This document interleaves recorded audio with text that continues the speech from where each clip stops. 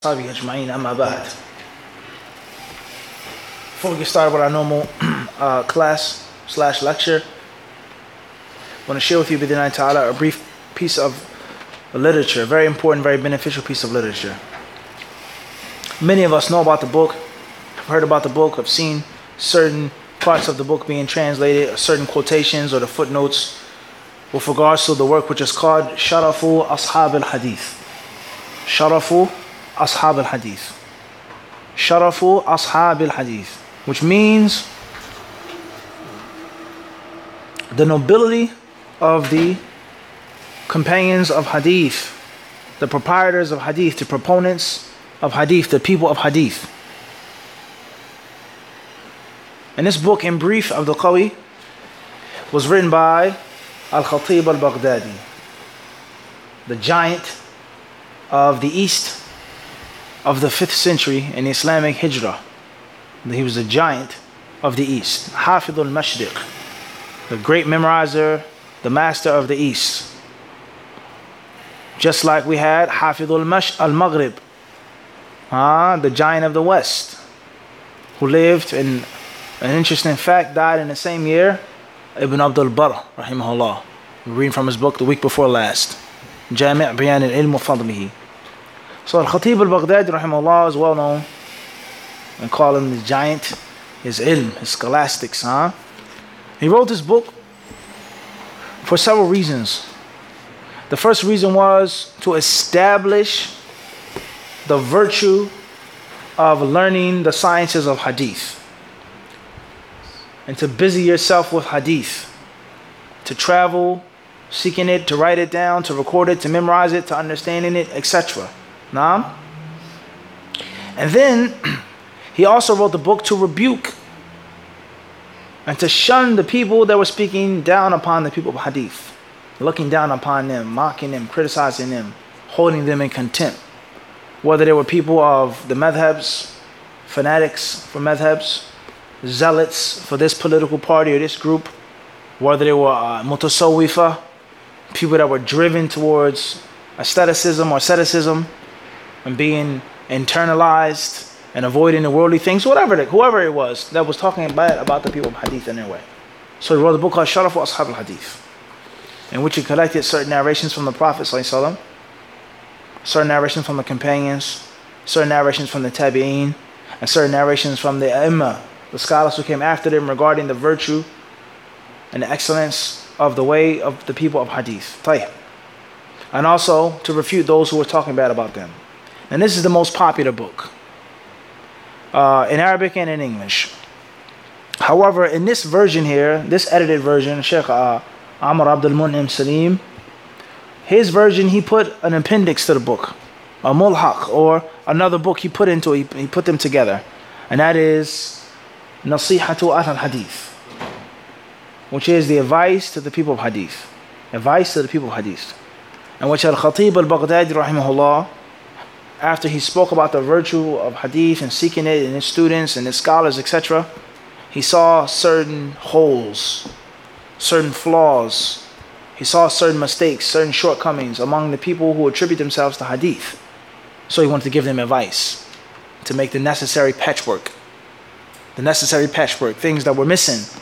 The wall is there, but there are a couple bricks missing.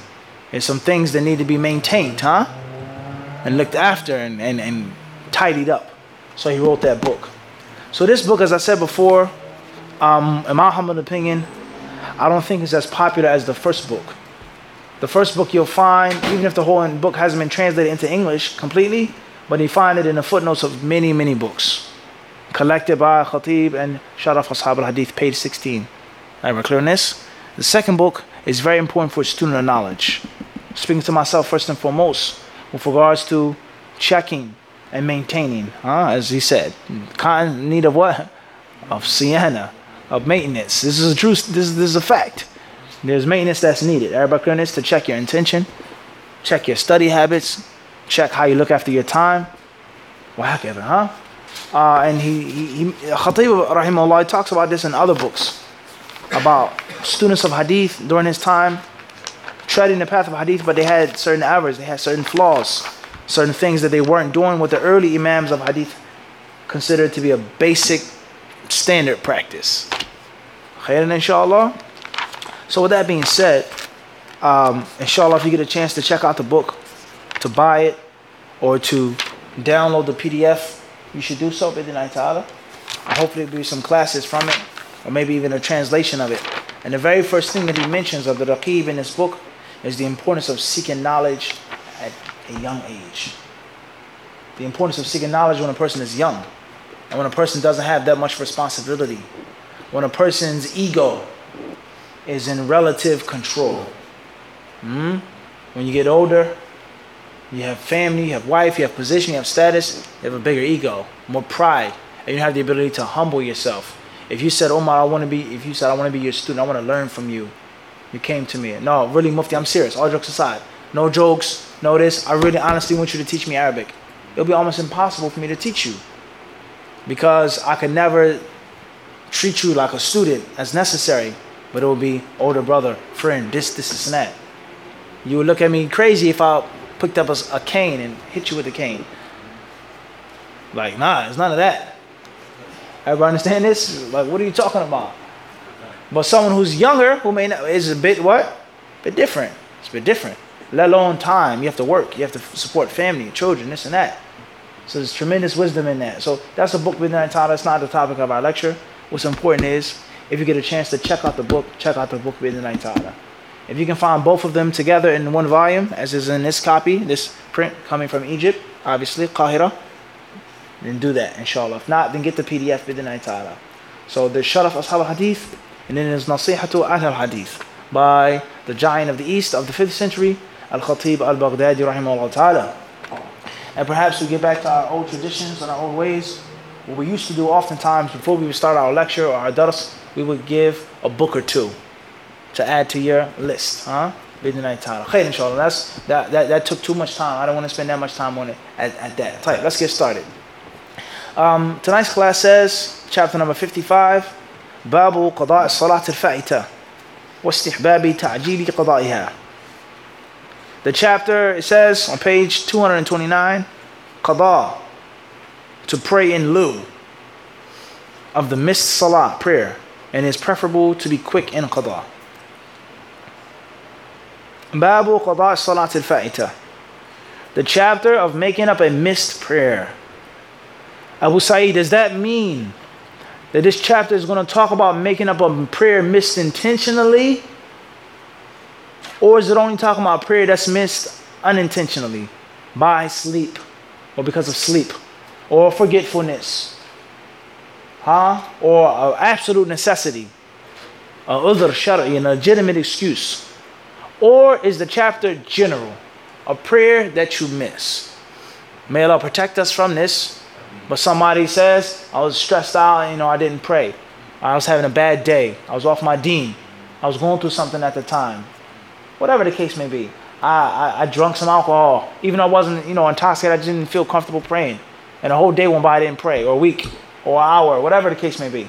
And now the person is back to his or her wits. I'm back now. Khalas. Do you make those prayers up or not? Or is it only talking about the prayer that's missed because of a legitimate, valid excuse, such as sleep? It was my intention to come to the masjid, but I overslept. My body was tired. As they say, my eyes took over. The snooze button. Or the power went out at nighttime and the alarm clock didn't ring. It's reality. Everybody clear on this? So there are two different possibilities for this. It then says, وَاسْتِحْبَابِ تَعْجِيلِ قَضَائِهَا, and a recommendation, not the obligation, the chapter says, to make it up as soon as you can. To make it up what? As soon as you can. Now the chapter heading in English is very interesting. It says qada, to pray in lieu of the missed salat, prayer, and it's preferable to be quick in qada. To make up the salat quickly. The chapter is not clear at all. The chapter heading isn't clear at all, but that's what it means. Everybody understand this? So that's what we're going to study in this chapter. And obviously, as we've explained before, the chapter headings coming from the explanation of a Nawawi for Sahih Muslim that we have explained. Imam an-Nawawi rahimahullah, He is the one who placed the specific chapter headings in Sahih Muslim. And Imam Muslim never placed those chapter headings in his book. Imam Muslim's book, he just put the kutub, the book of prayer. And in that book, he would mention the issues and the affairs of the salah in order, but without making the specific bab. And all of the hadiths that he put in one place will be appropriate. And one could easily come across and say the chapter of making the rak'ah before Fajr. But that's not the words of what? Imam Muslim. And this is in contrast to the book of Imam al-Bukhari, who took out the time to meticulously place every single chapter heading. Every single small, minute detail he put in his book. Because Imam al-Bukhari's book, obviously it's a book of hadith, of course, and all types of sciences of hadith therein, but his book is a book of fiqh, it's a jami'. And every chapter heading is an issue that he's discussing. Or he's showing you his madhab, the permissibility of this, the ruling on that, saying this, calling that, so on and so forth. Everybody understand that? And that's not necessarily what Imam Muslim did in his book, how Imam Muslim wrote his book. Everybody clear on this? So therefore, as we said before, classes of different levels. There's certain people who may get 100% from the class, or 90%, or 80%, 75. Some of us may only get 10 or 20. We have different audience, different members of the audience. So there are certain people who watch the classes, because you may say, well, this is over my head, or this is too difficult, or I didn't come here to listen to these technical things. That's beyond my reach. But it's unfair to make the whole entire class or lecture or khutbah for one type of audience. Unless we make a specific lecture for a what? Specific audience. And even then, other people are still going to what? Watch it.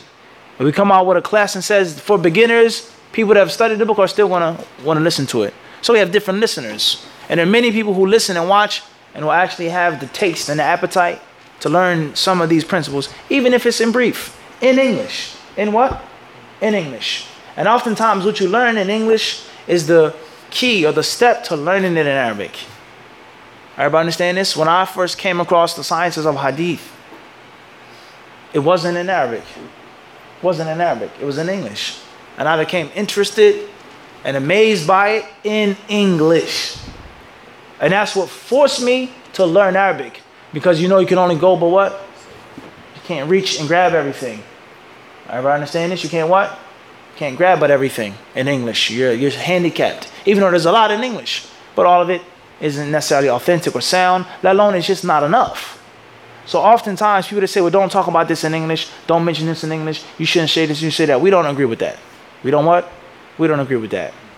Once I did a talk at a fundraiser for the Syrian refugees and the Muslims in Syria, and non-Muslims as well, because there are other people in Syria that are being killed, whether they're Christian or whatever they are too. But obviously it was made initially for the Muslims. So in that talk, it's a total different crowd now. Muslim, non-Muslims, different. Those who understand, it was just a different crowd. So I gave my talk. It was only 15 minutes after my talk. And I mentioned the hadith of Nu'man ibn Bashir with regards to the similitude of the believers and how they're merciful to each other, compassionate to each other, like one body. When one bone is hurting, then the rest of the body suffers. So I mentioned the hadith with the isnad. So afterwards, the people that said, Jazakallah khairan, the non-Muslims clapped. Some of them said, wow, that's a great talk. It was very beneficial. Everything was good. And then as I was leaving the venue, the keynote speaker there, he came up to me in Arabic and he said, Jazakallah khairan. He says, I wanted to give you some advice. And he says, I noticed that you mentioned the isnad and you talked about Sahih Bukhari and you spoke on this and that. He says, these things don't benefit the general masses too much. He says, they don't benefit the general masses too much. So I don't think you should mention them. So obviously, the first step, I had to humble myself. Can't be egotistic or have a fiery nature. I humble myself. I said, Jazakallah khairan. Then I said, I don't agree with you. Rather, I think the exact what? Opposite. That giving certain things, not all, but pouring a little bit out and sharing a few things is something that intrigues the people and gets the people to listen more and to have a greater appreciation and a greater appetite for the greatness of Islam. You're speaking to a non-Muslim, a layman. They don't have an idea of chain of narration. Isnad, authenticity, that's something foreign to the average Muslim, let alone non-Muslim. So oftentimes these are certain things that get the respect of the crowd, etc. So I told him this humbly. I said, I don't agree with you. Obviously, Allah Alam was in the brother's heart. Was he jealous or envious that he was the keynote speaker and the people liked my speech more? Allah Alam. I don't know him. I humbly told him, Jazakallah khairan, but I don't agree with you. Thank you for your advice though. And you were a man enough to speak to me as a brother. Jazakallah khairan, but I don't agree with you at all. Rather, I see the what? The opposite. And oftentimes when you hear about something, a science, it makes you learn it the proper way in Arabic. Modes of recitation of the Quran. Wow. There's a different qira'ah. There's a different way of writing a word and saying a word. That's interesting. And you know that you can only go but so far in English. A few books in English on the sciences of the Quran. So now I'm going to do what? Learn Arabic properly. And then, because I want to study the Quran and its modes of recitation. Well, how can that? Everybody understand this? So therefore, we mention these things for the viewers that are into this type of culture. And these type of keys, they can take you very, very far away. Even in English, let alone what? In Arabic. So therefore, Imam al-Bukhari, rahimahullah ta'ala, his book is very different than Imam Muslim's book from that aspect. From that what? From that aspect. And Imam al-Bukhari, he takes one hadith, and he may mention a hadith 20 times in his book, in 20 different chapters, and cut it up, and split it up, and splice it. Everybody understand this? Because he has istinbat, he's deducing, extracting. And Imam Muslim, rahimahullah ta'ala, doesn't do it like that. He puts all the hadiths in one what? Place. The hadiths that are appropriate in one place. And the different wordings, the different versions, the different variations, ikhtilaf, naqili, al-akhbar, etc. in one place. Everybody understand it? So that's why some ulama say that when you want to study, you finish Bulugh al-Maram, these types of books, Nail al-Awtar, things like this. And when we have an advanced study of hadith, you say start with Sahih Muslim before Sahih Bukhari. Because Sahih Muslim is Kitab Hadith and Sahih Bukhari Kitab Fiqh. Even though they're both books of Hadith. And we've spoken about this many times before and given lectures and workshops on the conservation of Hadith. We have articles on the website on how these books were put together and the style that was used by their authors. And this is very important for the layman Muslim to understand in light of the attacks on Islam. That Islam is a haphazard religion. It was put together, it was thrown together. Muhammad conjured it together.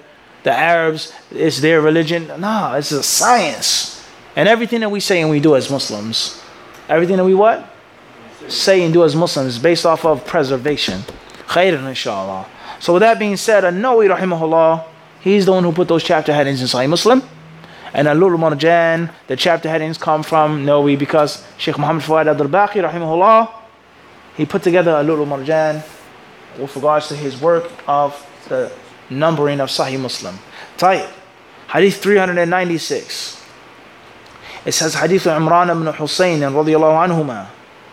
أنهم كانوا مع النبي صلى الله عليه وسلم في مسير فأدلجوا ليلتهم حتى إذا كان وجه الصبح عصروا أو عرسوا فغلبتهم أعينهم حتى ارتفعت الشمس فكان أول من استيقظ من منامه أبو بكر وكان لا يوقظ رسول الله صلى الله عليه وسلم من منامه حتى يستيقظ فاستيقظ عمر فقعد أبو بكر عند رأسه فجعل يكبر ويرفع صوته حتى استيقظ النبي صلى الله عليه وسلم فنزل وصلى بنا الغداء فاعتذر رجل من القوم لم يصلي معنا فلما انصرف قال يا فلان ما يمنعك أن تصلي معنا قال أصابتني جنابة فأمره أن يتيمم بالصعيد ثم صلى وجعلني رسول الله صلى الله عليه وسلم في ركوب بين يديه وقد عطشنا عطشا شديدا فبينما نحن نسير إذن بامرأة سادلة رجليها بين مزادتين فقلنا لها أين الماء فقالت إنه لا ماء فقلنا كم بين أهلك وبين الماء قالت يوم وليلة فقلنا انطلقي إلى رسول الله صلى الله عليه وسلم قالت وما رسول الله فلم نملكها من أمرها تستقبلنا بها النبي صلى الله عليه وسلم فحدثته بمثل الذي حدثتنا غير أنها حدثته أنها مؤتمة أو مؤتمة فأمر بمزادتيها فمسح في الغزلانين أو في الغزلاوين فشربنا عطاشا 40 رجلا حتى روينا فملأنا كل قربة معنا وإداوة وغير أنه لم نسقي بعيرا وهي تكاد تنض من المل أو من الملء ثم قال هاتوا ما عندكم فجمع لها من الكسر والتمر حتى أتت أهلها فقالت لقيت أسحر الناس أو هو نبي كما زعموا فهدى الله ذاك السرم بتلك المرأة فأسلمت وأسلموا. Hadith says, narrated Imran ibn Hussein radiallahu anhuma, that they were with the Prophet ﷺ on a journey. They traveled the whole night, and when dawn approached, they took a rest. And sleep overwhelmed them till the sun rose high in the sky. The first to get up was Abu Bakr radiallahu anhu. Allah's Messenger ﷺ used not to wake up, or used to not be awakened from his sleep, but he would wake up by himself. Umar woke up, and then Abu Bakr sat by the side of the Prophet's head and started crying. Allahu Akbar. Raising his voice till the Prophet ﷺ woke up. And after traveling for a while, he dismounted and led us in the morning prayer. A man amongst the people fell to join us in the salah. When the Prophet ﷺ had finished the salah, he asked him, "Oh, so-and-so, what prevented you from offering salah with us?" He replied, "I am junub." Allah's Messenger ﷺ ordered him to perform tayammum with clean earth. The man then offered the salah. Allah's Messenger ﷺ ordered me and a few others to go ahead of him. We had become very thirsty. While we were on our way looking for water, we came across a lady riding an animal, hanging her legs between two water skins. We asked her, "Where can we get water?" She replied, "Oh, there is not water." We asked, "How far is your house from the water?" She replied, "A distance of a day and night travel." We said, "Come on to Allah's Messenger ﷺ." She asked, "What is Allah's Messenger?"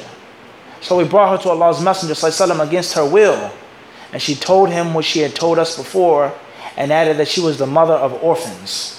So the Prophet ﷺ ordered that her two water skins be brought. And he touched or rubbed the mouths of the water skins. As we were thirsty, we quenched our thirst, and we were 40 men. We also filled all our water skins and our other utensils with water, but we did not water the camels. The water skin was so full that it was almost about to burst. It was almost about to burst. The Prophet ﷺ then said, "Bring what foodstuff you have." So some dates and pieces of bread were collected for the lady, and when she went to her people, she said, "I have met either the greatest magician or prophet as the people claim." So Allah Ta'ala guided the people of that village through that lady. She embraced Islam, and they all embraced Islam. So this beautiful story, as we always say, it shows us many, many things. And studying any book of hadith, your primary objective is to do what? Is to capture what?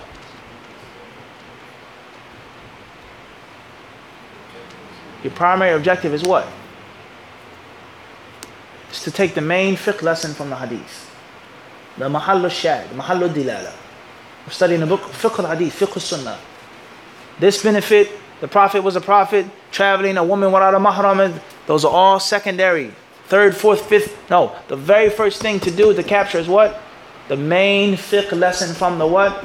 From the hadith. Everybody clear on this? The main fiqh lesson. Where can that be found? In what sentence?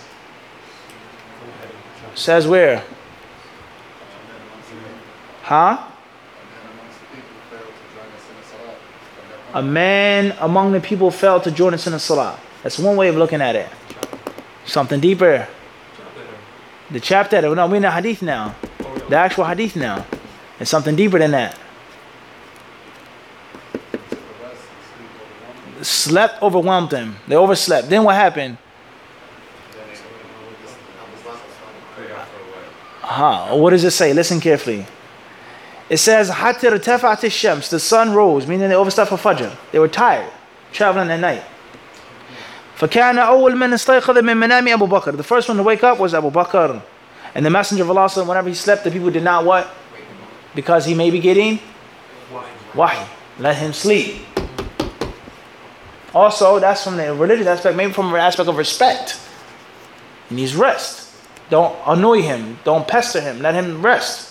Everybody clear on this? It's the Messenger what? Of Allah. It then says, فَقَعَدَ. Then it says, then Umar woke up. فَقَعَدَ أَبُو بَكْرٍ عِنْدَ رَأْسِهِ. Abu Bakr sat at his head. فَجَعَلَ يُكَبِّرُ وَيَرْفَعُ صَوْتَهُ. When he was making takbir, saying it loudly. Until the Messenger of Allah what? He woke up. فَنَزَلَ وَصَلَّ بِنَا الْغَدَاءِ. So he did what? It says here in English, it says, he dismounted and led us in the morning prayer. As soon as the Messenger of Allah woke up, he did what? No It's a trick that I set for you, a trap. It's a what? A trap. You fell into the what? What did they fall into, Abdul Raqib? Fell into the trap. The trap that then says what? Who's clever enough to get this? It says istihbab. The recommendation of doing what? As quick as you can. So due to the fact that the Prophet didn't what? He didn't make it as soon as he what? Woke up. Rather he traveled, then he got down. Showing that it wasn't mandatory to what? Do it immediately. You got it or not? I don't think everybody's there. Tell you. The chapter heading said what, Omar? That is recommended to do what? To make up what? Your missed prayer. To be ta'jil. To make it up as soon as you remember. So, Fajr, the sun rises what time? Now. On Eastern time. 5:29. So a person, he wakes up at 5:35. Based off what we just read, it's recommended to do what? Make the salat when? Use the bathroom, make wudu, even though the sun is coming up. Whatever time it is. Everybody understand this? Or look at it like this. I woke up at 6 a.m. It's late. I woke up late for Fajr. I have to go to work at 7. Got to be work at 7. I got to hurry up, run out the door to get there on time. It's not obligatory for me to do what? Make the Fajr up when? I can make it up later. I get a break at work. Just say hypothetical. We're not getting to putting work before salat. We're trying to make a point here. Everybody understand this? That it's not mandatory to do what? Immediately, based off of the chapter heading. And those who say that you have to make it up immediately, they would say you have to do what? Make up the Fajr as soon as you're up, no matter what you're going to be late for or whatever. Ever got this? So the Prophet ﷺ, it says that they did what? Listen carefully to the hadith. It says, Umar woke up and then Abu Bakr sat by the side of the Prophet. It then says, his voice till the Prophet woke up. Till the Prophet what? Woke up. That's the literal translation. Back to Arabic. It says, فَنَزَلَ. The next part in Arabic says he got down. Meaning he got down from what or how? From riding. That's why it says between the parentheses here in English, and after traveling for a while. But it's not mentioned where? It's not mentioned where? In the Arabic. But that's the taqdeer. That's what's meant. The Prophet woke up and he did what? He rode. Then he got down from his mount and made the salah. Clearness or not? Everybody got this? You see how he fell into the trap? Everybody got this or not? So this hadith is proving that the Prophet and the companions didn't make the Fajr immediately. But they did what? They traveled for some time. And that's the highlighting point from the hadith. You got it, Ahmed? That it isn't obligatory to do it right away. Is it best? Is a good thing? That's not the discussion at hand. Everybody understand this? So when you learn something, you learn how to go this way so much. Now I do what? I train you how to do what? Go to the opposite way in extraction. Everybody clear this or not? You got a Sheikh on? Everybody 100%? Tayyib. So that's the highlighting point from the hadith. That's the what? Highlighting point from the hadith. Tayyib. Moving forward. Before we get into the hadith, obviously there are different principles and different etiquettes or manners with regards to salah and praying it on time. First and foremost, let's say a person chronically oversleeps for prayer. Who do you live with? If you're single, then you should get married. Get a righteous wife to do what? To wake you up. Everybody clear on this? If you're living somewhere and you don't like no one to wake you up, but you oversleep, you have to get a what? Alarm clock, a phone, something. Everybody understand this? Tell the people to wake me up, no matter how loud I'm snoring. If you hear me what? No matter how many sheep I'm counting. No poetry right now, Akhi. So you count what? Count sheep. No poetry right now, brother. Right, Sheikh? No poetry right now. No matter how many sheep I'm counting, wake me what? Wake me up. Or staying up at night. Doing something that's permissible and halal. Let alone something that's disliked. Let alone something that's what? Haram. in which you can't make fajr the next morning, or though whatever salat is. These are all principles, dawabit, with regards to this chapter heading. Looking after the prayer.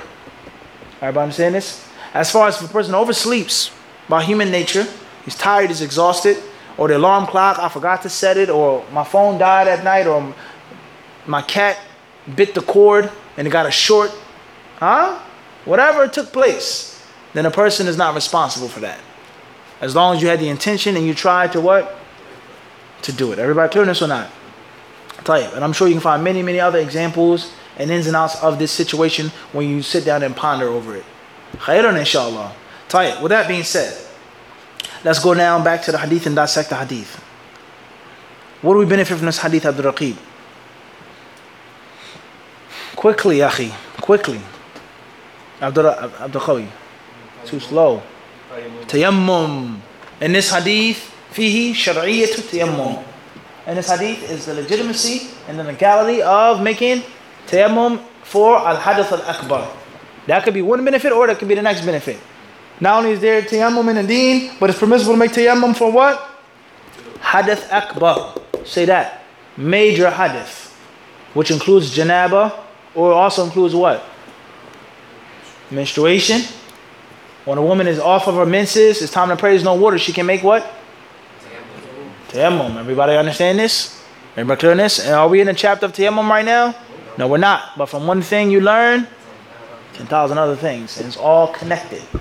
Everybody clear on this? You have to have a dynamic mind for fiqh of hadith. Boom, boom, boom, boom, boom. You what? Connect it. Go there and then what? Bring it right back. Everybody understand this? Kitab al-Salah is pertaining to a tayammum. Tayammum is pertaining to, and you're making hajj, you're in a tent. Somebody comes up to you and they ask you a question about tayammum and about salah. And this is hajj time. I made tawaf, I did this, I made sa'i, I had a wet dream, so on and so forth. The hotel, kada. All of those things are now what? Connected.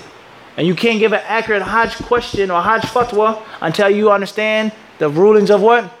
Tayammum and salah and traveling, and that's the concept. That's the what? That's the thing they were trying to teach. From one thing you learn what? 10,000 things. Everybody doing this or not? Tight. Next faida. Khalid. This hadith, you can write a book on this one hadith. Literally, without no exaggeration. A whole book could be written on this one hadith. Yalla. The permissibility to travel at night. And it's not disliked. There's nothing wrong with that. Ahsan. It's just that simple. Next faida, Ahmed.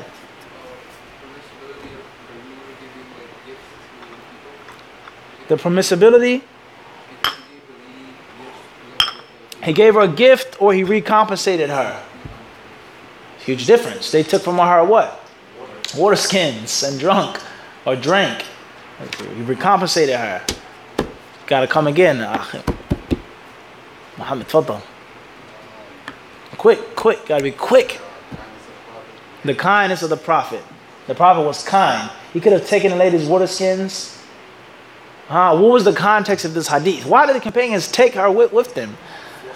Nah, it ain't just about thirst. It had to be a reason. They were at war. They were traveling somewhere. They didn't have a packed water. How big could the sacks have possibly been on an animal with women on top of them? How big could they possibly be? Everybody understand this? And that's the balance of Sunnah wal Jama'ah. The Prophet was not something beyond a human being, nor was he a haywa. Am I clear on this or not? Balance. The Prophet had supernatural things the law gave him. Everybody understand this? We don't go extreme. We don't do what? We don't go extreme.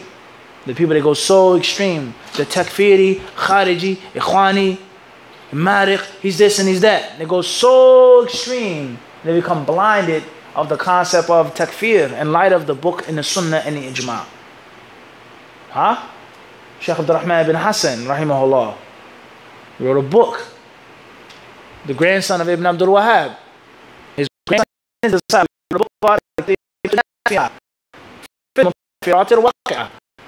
He wrote a book called Beneficial Words pertaining to real life reasons of takfir. Things that have been saying what?